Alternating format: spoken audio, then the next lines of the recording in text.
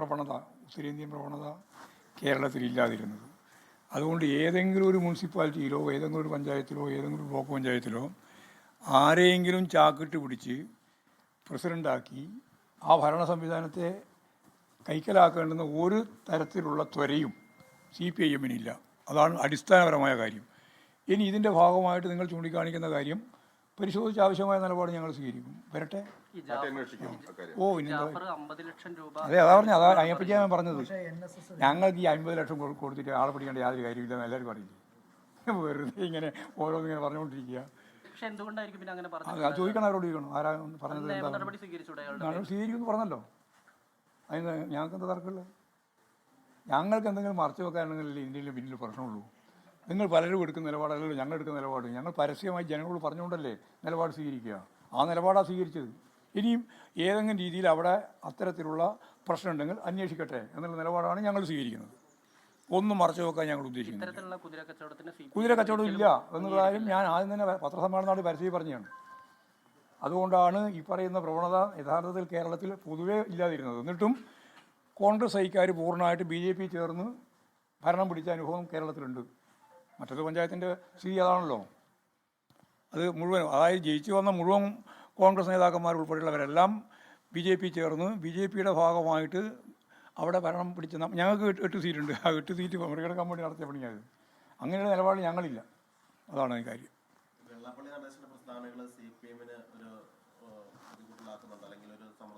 ഞങ്ങൾക്ക് എന്തിനാണ് പ്രതികൂലം? ഞങ്ങളെ CPIM-ൻ്റെ ബ്രാഞ്ചോ ലോക്കൽ കമ്മിറ്റീൻ്റെ ആളാണോ ഈ പറയുന്ന? ഞങ്ങളെ സംബന്ധിച്ചിടത്തോളം ഞങ്ങളെ സംബന്ധിച്ചിടത്തോളം നിലപാടെന്താണെന്ന് പാർട്ടി തന്നെ വ്യക്തമാക്കുന്നുണ്ട്. സ്വാഭാവികമായിട്ട് ഞാനതിൽ എടുത്ത നിലപാട് ഇന്നലെ തന്നെ എന്നോട് ചോദിച്ചെടുത്തപ്പോൾ നമ്മൾ എടുത്ത നിലപാട്, വെള്ളാപ്പള്ളി നടേശൻ എന്ന് പറയുന്നത് കേരളത്തിലെ സാമുദായിക പ്രസ്ഥാനത്തിന് പ്രമുഖ നേതാവാണ്. അദ്ദേഹം മതനിരപേക്ഷത ഉൾപ്പെടെയുള്ള ജനാധിപത്യം ഉൾപ്പെടെയുള്ള നിലപാടുകളോട് പലപ്പോഴും അല്ലെങ്കിൽ മഹാഭൂരിപക്ഷം സന്ദർഭങ്ങളിലും ക്രിയാത്മകമായി പ്രതികരിക്കുന്ന ഒരാളാണ്. ആ പ്രതികരണത്തെ പൂർണ്ണമായിട്ട് പാർട്ടി അംഗീകരിച്ചിട്ടുണ്ട്. എന്നാൽ അദ്ദേഹം പറയുന്ന ഇത്തരത്തിലുള്ള ഒരു പ്രസ്താവനയും ഞങ്ങൾ അംഗീകരിക്കുന്നില്ല. അതാണ് ഞങ്ങളുടെ നിലപാട്. അംഗീകരിക്കാൻ കഴിയുന്നതെല്ലാം ഞങ്ങൾ അംഗീകരിക്കും. അംഗീകരിക്കാൻ കഴിയാത്ത കാര്യങ്ങൾ വരുമ്പോൾ ഞങ്ങളത്. ഈ വെള്ളാപ്പള്ളി കഴിഞ്ഞ ദിവസം പറഞ്ഞൊരു കാര്യം, ഈ മലപ്പുറം ഉൾപ്പെടെയുള്ള ജില്ലകളിൽ സ്കൂൾ തുടങ്ങാൻ, വിദ്യാഭ്യാസ സ്ഥാപനം തുടങ്ങാൻ SNDPക്ക് പ്രയാസം നേരിട്ടു, സർക്കാർ അനുമതി കിട്ടിയില്ല എന്നുണ്ട്. CPM-ന്റെ അറിവിൽ അങ്ങനെ ഒരു പ്രശ്നം SNDPക്ക് നേരിട്ടിട്ടുണ്ടോ? അല്ല, SNDPക്ക് നേരിട്ട പ്രശ്നവും ഗവൺമെൻറ്റുമായിട്ട് ബന്ധപ്പെട്ട പ്രശ്നവും അവർ കൈകാര്യം ചെയ്ത് കൊണ്ടുപോകണം. ഞങ്ങളിപ്പോൾ അതിൽ പാർട്ടി നിലയിൽ ഇടപെടേണ്ട കാര്യമില്ലല്ലോ. അതിൽ പാർട്ടി ഇടപെടേണ്ട കാര്യമില്ല.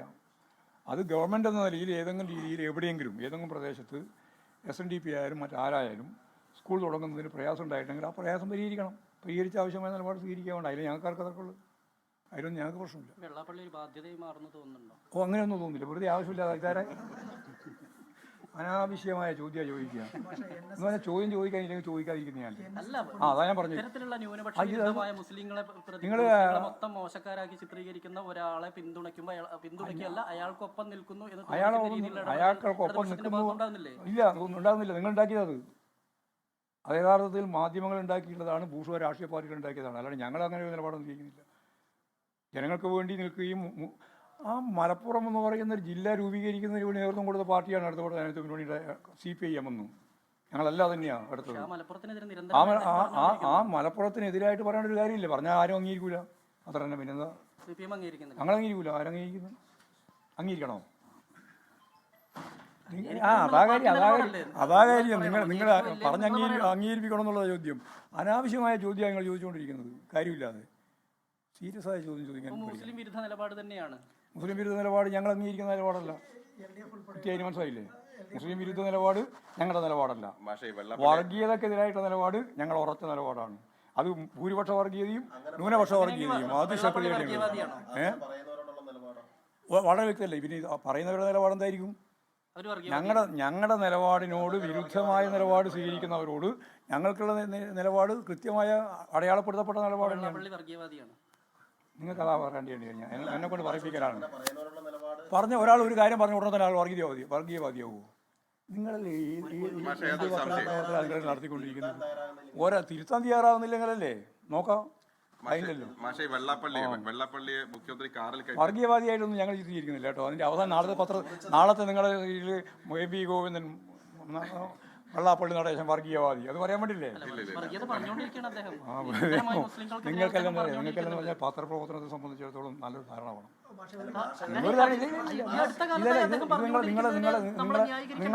നിങ്ങളുടെ ധാരണ തികച്ചും വർഗീയമായ ധാരണയാണ്. നിങ്ങളുടെ ധാരണയാണ് വർഗീയ ധാരണ.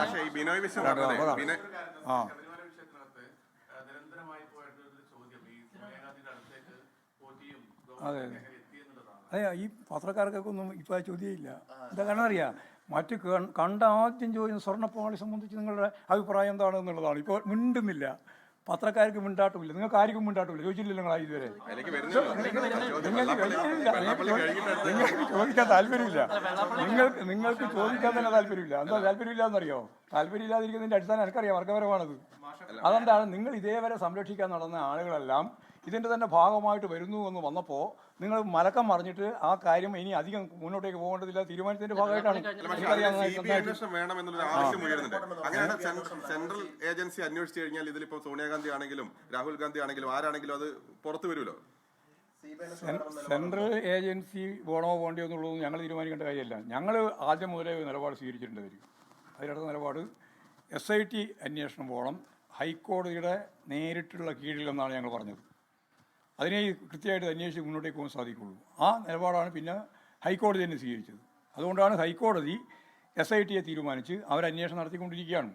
ആ അന്വേഷണം നടത്തി മുമ്പോട്ടേക്ക് പോയിക്കൊണ്ടിരിക്കുന്നതിനിടയിൽ ഇതേവരെ ഇടതുപക്ഷ ജനാധിപത്യ മുന്നണിക്കും അതുപോലെ കമ്മ്യൂണിസ്റ്റ് പാർട്ടി ഓഫ് ഇന്ത്യ മാർക്സിസ്റ്റിനൊക്കെ എതിരായിട്ടാണല്ലോ പുരുത്തവും അതുപോലെ തന്നെ ഇതിൻ്റെ ഭാഗമായിട്ടുള്ള പ്രശ്നങ്ങളൊക്കെ വരുന്നത് എന്ന് പറഞ്ഞാൽ എന്തൊരു ആഹ്ലാദഭരിതമായിരുന്നു പത്രക്കാരെല്ലാം നിങ്ങളെല്ലാം.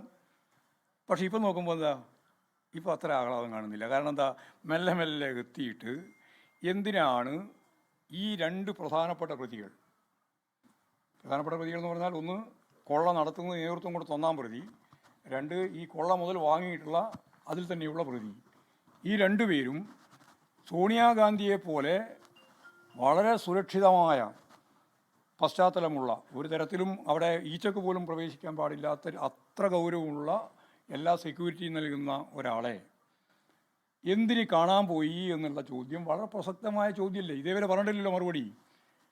ആ പോയ കൂട്ടത്തിൽ എന്തിനാണ് കേരളത്തിലെ ഇന്നത്തെ UDFൻ്റെ കൺവീനർ പോയത്?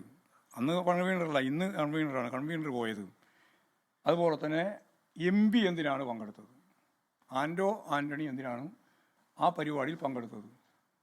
തൃപ്രയാർ ഉൾപ്പെടെയുള്ള അന്നത്തെ ദേവസ്വം ബോർഡിൻ്റെ പ്രധാനപ്പെട്ട നേതാവ് അതിൽ ആ ഫോട്ടോയിലുണ്ട്.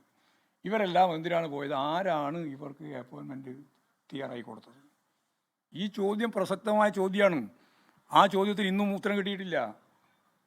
ഞാൻ പോയിട്ടുണ്ട് എന്ന് സമ്മതിച്ചിട്ടുണ്ട്, ആ ഫോട്ടോ ശരിയാണ് എന്നും സമ്മതിച്ചിട്ടുണ്ട്. അപ്പോൾ സ്വാഭാവികമായിട്ട് മറുപടി പറയേണ്ടി വരും. ഈ രണ്ട് പ്രതികൾ ഉൾപ്പെടെ എന്തിനാണ് സോണിയാഗാന്ധിയെ കാണാൻ പോയത്? അത് ഒരു പ്രാവശ്യമല്ല, നിരവധി പ്രാവശ്യം പോയിട്ടുണ്ടെന്നാണ് പറയുന്നത്. എന്തടിസ്ഥാനത്തിലാണ് പോയത് എന്നതിനെ സംബന്ധിച്ച് ഉത്തരവാദിത്തപ്പെട്ട കോൺഗ്രസ് നേതൃത്വം ഉത്തരം പറയണം. കോൺഗ്രസിൻ്റെ പ്രമുഖ നേതാക്കൾ പറയണം. അത് അടൂർ പ്രകാശം മാത്രം പറയേണ്ട ഒരു കാര്യമല്ല.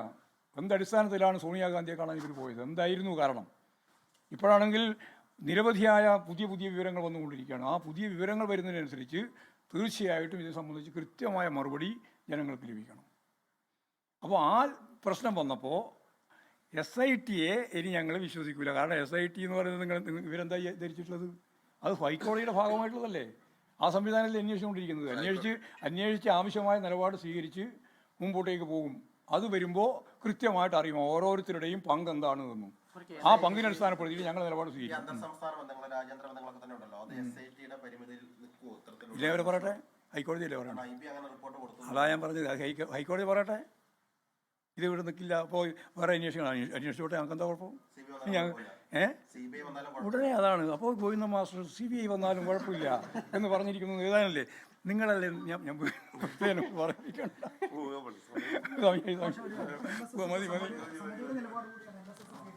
CPIM സംസ്ഥാന സെക്രട്ടറി MV ഗോവിന്ദൻ സംസാരിക്കുകയായിരുന്നു.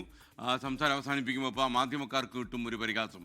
CBI അന്വേഷിക്കാൻ ഗോവിന്ദ മാസ്റ്റർ പറഞ്ഞു എന്ന രീതിയിൽ വാർത്തകൾ എഴുതും എന്നും കൂടി മാധ്യമക്കാരെ ഓർപ്പിച്ചുകൊണ്ടാണ് അദ്ദേഹം വാർത്താ സമ്മേളനം അവസാനിപ്പിച്ചത്.